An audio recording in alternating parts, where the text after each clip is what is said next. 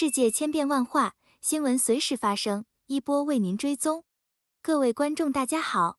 今天是2022年3月17日星期四，欢迎走进一波新闻热点。食品有多贵？加拿大通胀是否失控？加拿大人几乎已无法随意在杂货店内采购，因为食品价格持续飙升。加拿大统计局周三报告称，与1年前相比，2月份的食品价格上涨了 7.4%。随着食品价格上涨，年通胀率也攀升至 5.7%， 为1991年以来的最高水平。虽然一些经济学家预测今年下半年通胀将放缓，但在我们实现这一目标之前，还有更多的价格压力。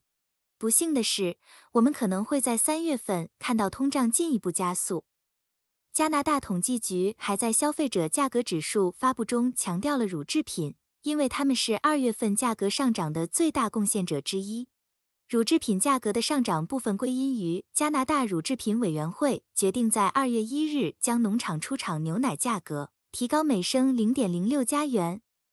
以下是2021年2月至2022年2月期间一些热门食品价格上涨程度的细分。牛奶上涨 6.6%， 鸡蛋上涨 7.2%， 鸡肉上涨 10.4%， 牛肉上涨 16.8%， 培根上涨 16.1%， 苹果上涨 5.3%， 橙子上涨 9.4%， 香蕉上涨 3.7%， 其他新鲜水果和蔬菜上涨 3.8%， 面包、面包卷、蛋糕上涨 3.7%， 咖啡上涨 8.5%， 坚果黄油上涨 5.6%， 薯片和其他零食上涨 5.8%， 啤酒上涨 3.6%， 葡萄酒上涨 2.1%， 其他酒类上涨 1%， 婴儿食品上涨 4.3%， 配送快递服务上涨 1.4%。经济学家越来越担心，加拿大的通胀率在2月份上涨 5.7% 后正在失控。自1991年以来，从未见过这样的通货膨胀率。虽然通货膨胀率在达到1980年代初的2位数增长之前还有很长的路要走，但有些人不寒而栗地回忆起当时的恶性通货膨胀对利率的巨大影响。1981年5年期固定抵押贷款利率飙升至 20% 以上。去年4月，加拿大央行行长 Tiff Macklem 称当时 3% 的通胀率上调是昙花一现，并预测到今年年底，通胀率将回落至 2%， 将会继续小幅走高。2周前，加拿大央行将其关键政策利率上调至 0.5%， 这是2年来的首次加息。人们普遍预计，今年利率将飙升至 2%， 因为央行正在努力为通货膨胀降温。但一些经济学家担心，这可能太晚了。该行控制短期通胀的能力受到质疑，因为经济学家预测，到夏季，通胀率可能达到 6.5%。燃料、杂货、天然气和房价正在推动加拿大的年度通货膨胀。自2022年初以来，一系列不可预测的事件大流行。随后是加拿大的卡车司机抗议活动，然后是俄罗斯入侵乌克兰，影响了经济。汽油价格上涨主要发生在3月份，所以该因素还没有体现在目前公布的通胀指数中。正因为如此，假设没有其他重大事件发生，3月份的通胀数据将会更高。加拿大将接受更多的乌克兰难民吗？随着数百万乌克兰难民逃离，涌入邻国，加拿大边境机构表示，自战争开始以来，已有3368名乌克兰人抵达加拿大。特鲁多政府正面临更多压力，呼吁要求通过取消签证，并协调乌克兰地区的航空运输工作，使乌克兰人更容易前往加拿大。特鲁多表示，政府将很快开始接受其针对乌克兰人新的精简移民计划申请。战争的第1周已有617名乌克兰人抵达加拿大，其次是2月份有1179人抵达。这些数字包括需要签证才能进入加拿大的乌克兰国民和已获得加拿大永久居留权的人。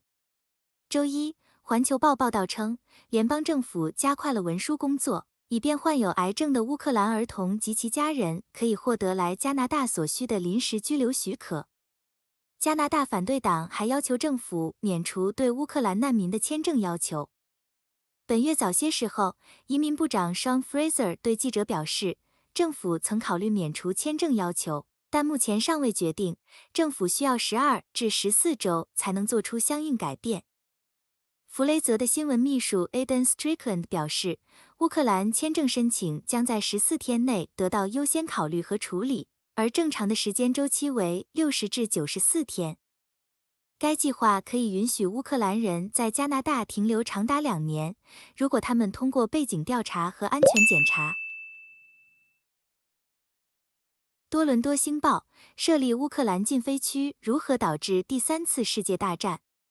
乌克兰总统泽伦斯基在本周向加拿大议会和美国国会恳求，在他的国家上空设立禁飞区，以应对俄罗斯的空袭。这可能只是一个梦想。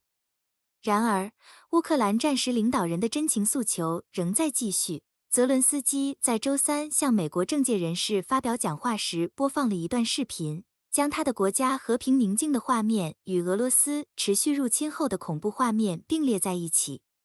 总理特鲁多在每次公开露面时，都会被问及加拿大是否会帮助乌克兰在该国上空建立禁飞区，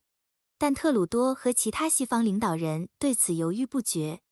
俄罗斯是一个核大国，专家和政府官员都表示，与普京总统的战机直接作战的风险太大。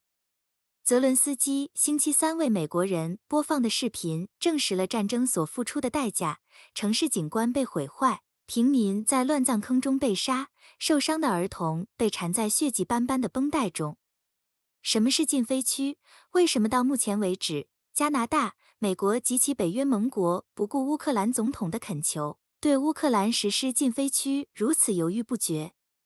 禁飞区是不言自明的，这是一个军用飞机被禁止飞行的区域，通常通过使用雷达来侦测敌方的飞机。这些飞机如果进入限制领空，将有被击落的威胁。俄乌战争有一个关键的、显而易见的和不可避免的因素，那就是俄罗斯的核武器库，它阻止了西方实施禁飞区的想法。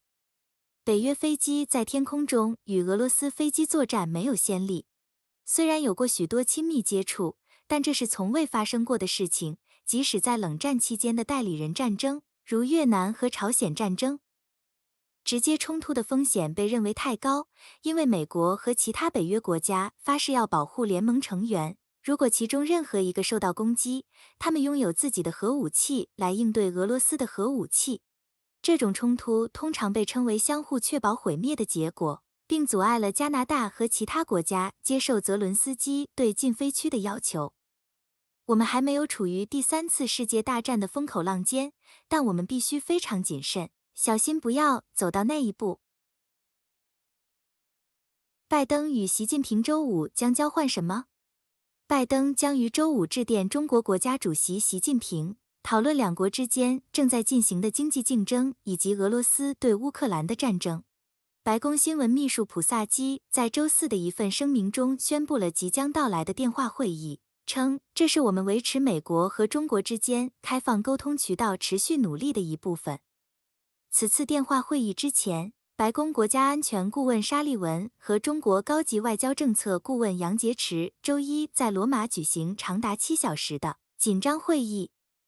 另据路透社3月17日报道，拜登政府本周进行了一场精心策划的赌博，公开和私下对北京发出一系列威胁，称如果中国支持俄罗斯，将会面临相应后果。罗马会晤的一个直接结果使北京变得更加愤怒。据了解会谈情况的人士说，北京在会谈中态度针锋相对。一位在美国获得会议简报的人形容，中国官员的反应是强硬的和具有反制性的。会谈进行的并不顺利。谢谢各位的收看，一波帮助海外华人及时追踪全球各地发生的新闻热点。如果对您有帮助，欢迎点赞、订阅和分享。下期不见不散哦。